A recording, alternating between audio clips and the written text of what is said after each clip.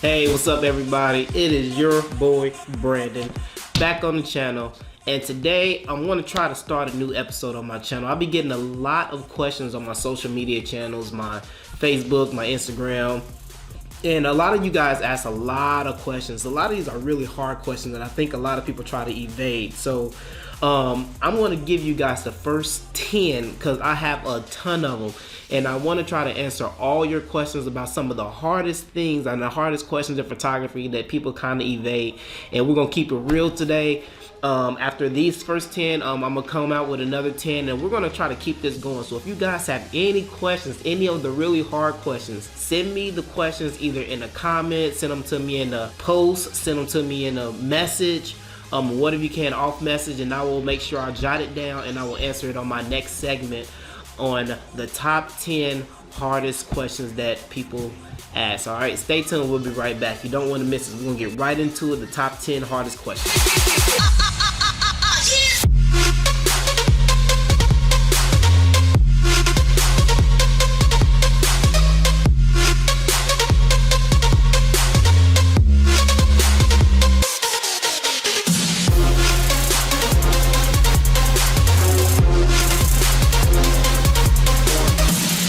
Alright guys, coming in number 1, and these are in no order whatsoever. Alright, these are just, I just wrote them down as you guys are giving them to me. So no, by no means are these the first to the last 10. Alright, these are just some of the questions that I have been getting on my social media, and I want to bring them to you as you guys gave them to me. Alright, so the first one that I got, this comes from Ken in Sacramento. Alright, hey, what's up Ken? I told you I was gonna bring you a question.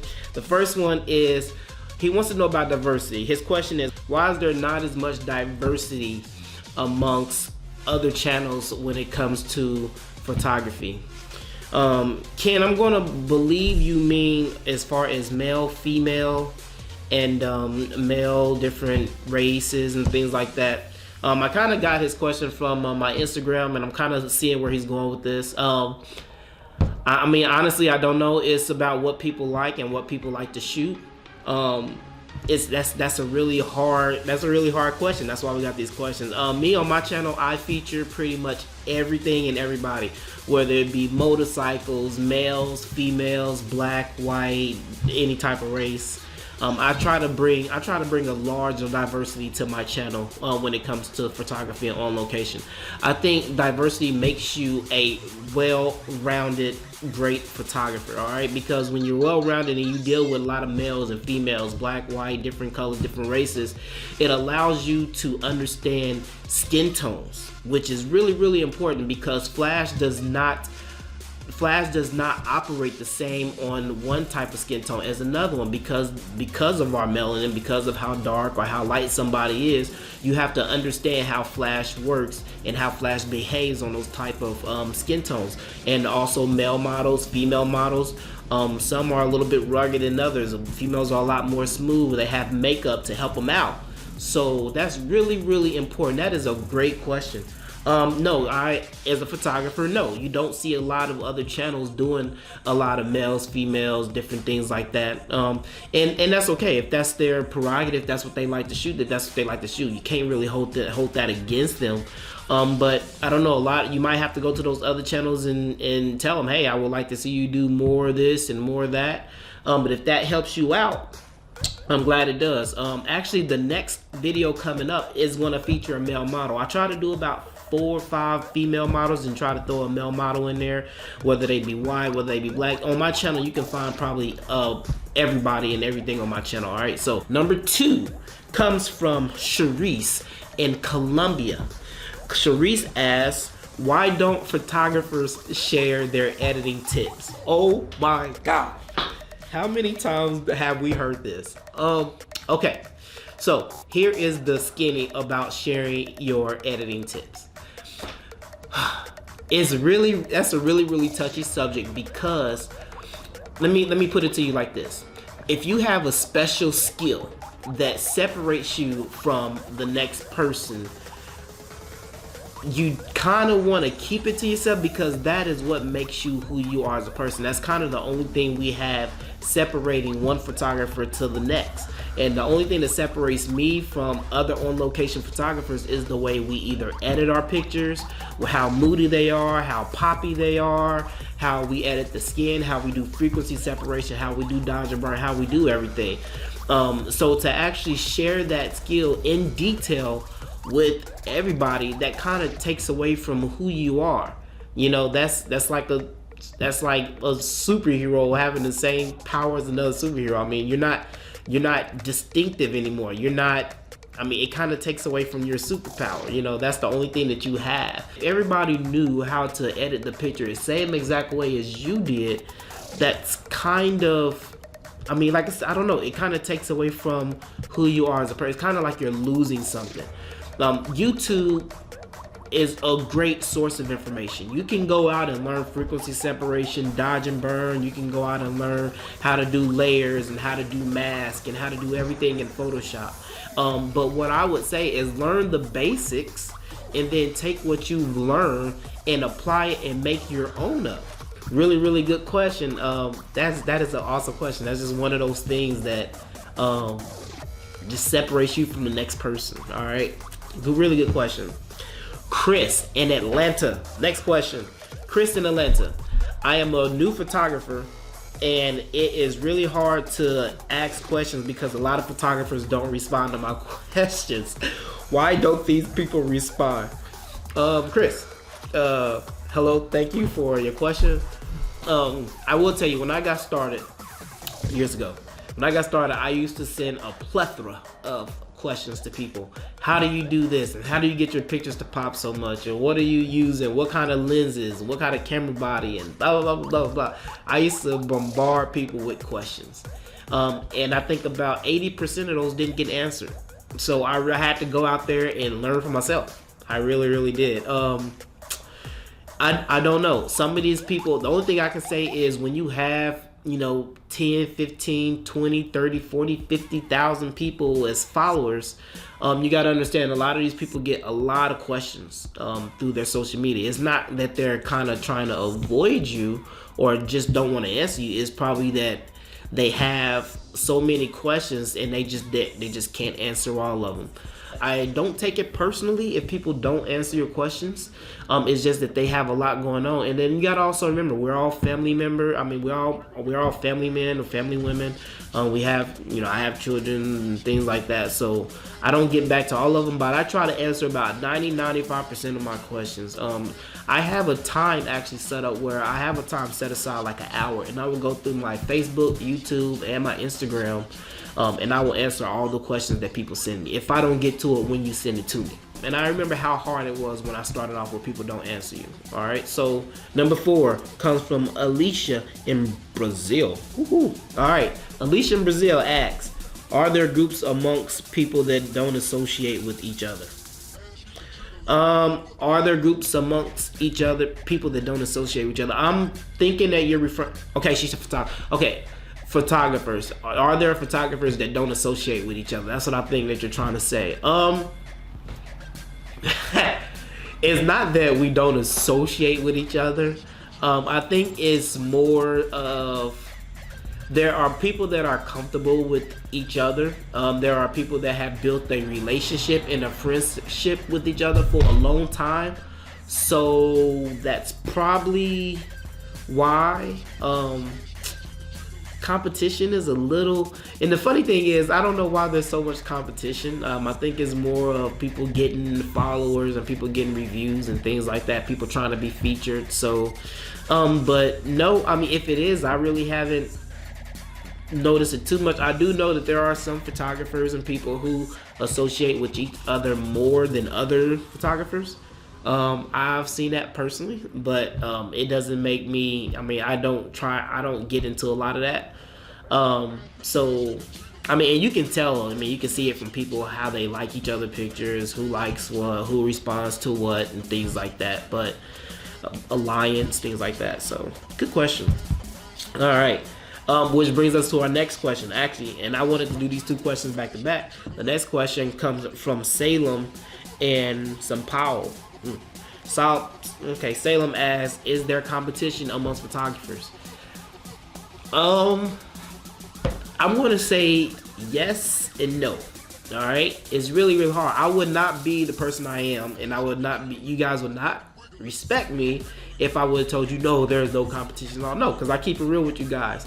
Is there competition? Kinda, yeah, it is, because everybody's always trying to copy, mimic, or get ideas and things like that. But when you ask, sometimes when you ask people questions or ask other photographers questions, they kind of don't want to give it to you because they swear they don't want you to start doing what they're doing. And I've dealt with that before. Me personally, no. If any other photographer or anybody asks me questions, I try to give them, straight up what I know.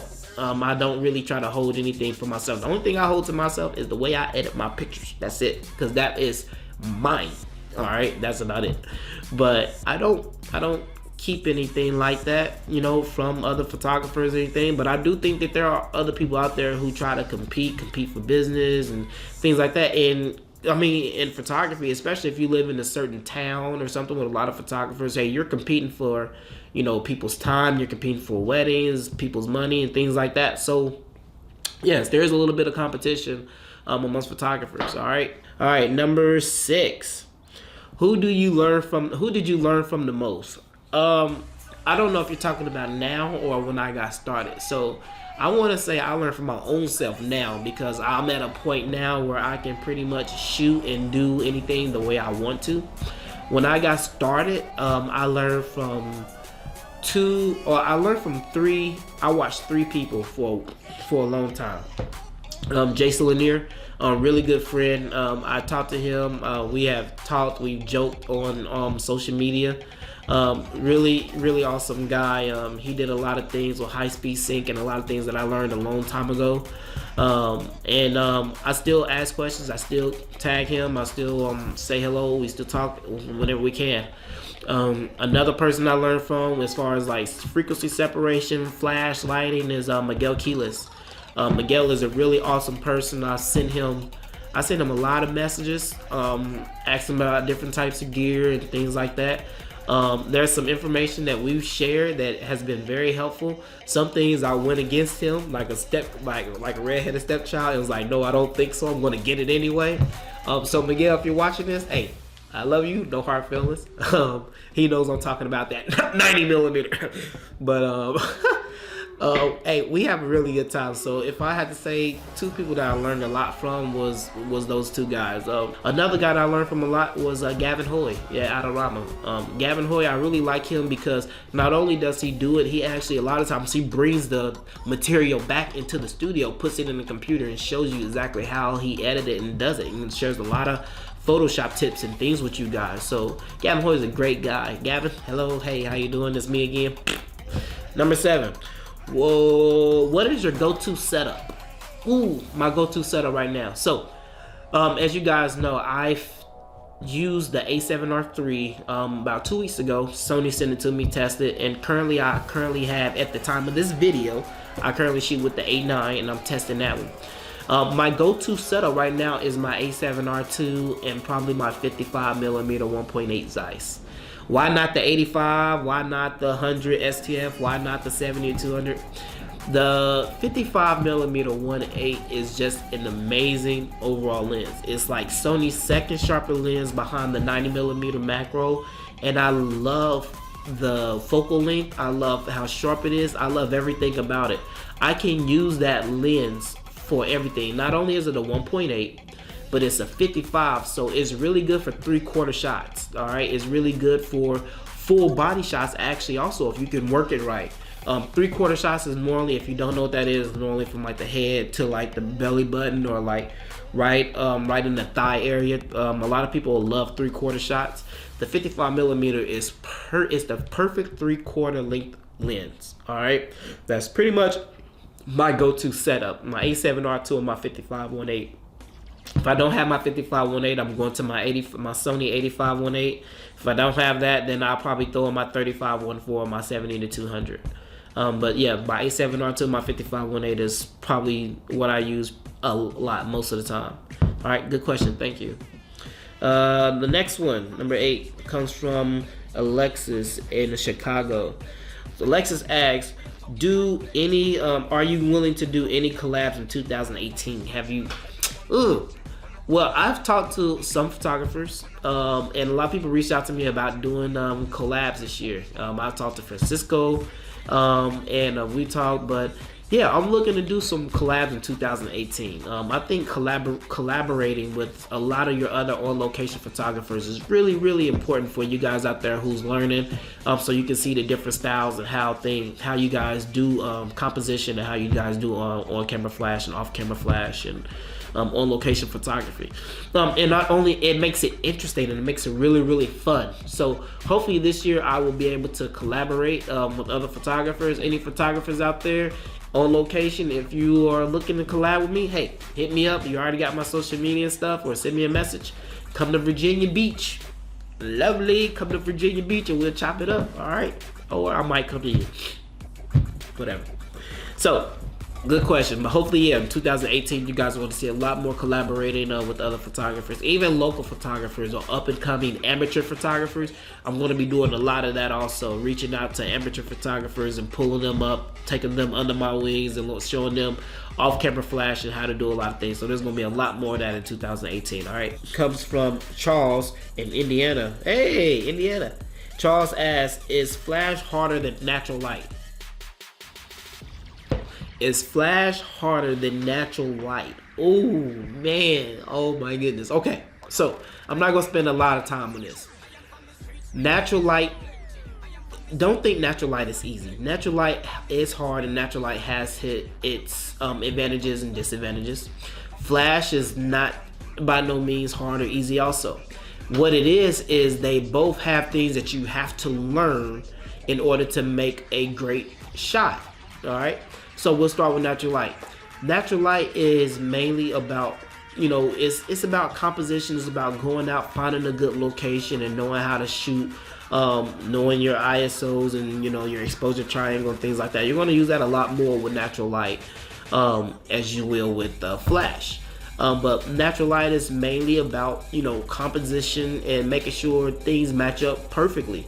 And then on top of that, you spend more time color grading and color tone, split toning and things like that in Photoshop and Lightroom than you do with the flash.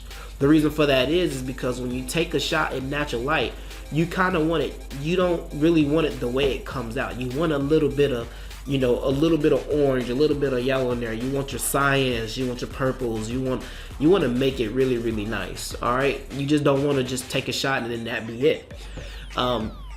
With flash is a lot more technical.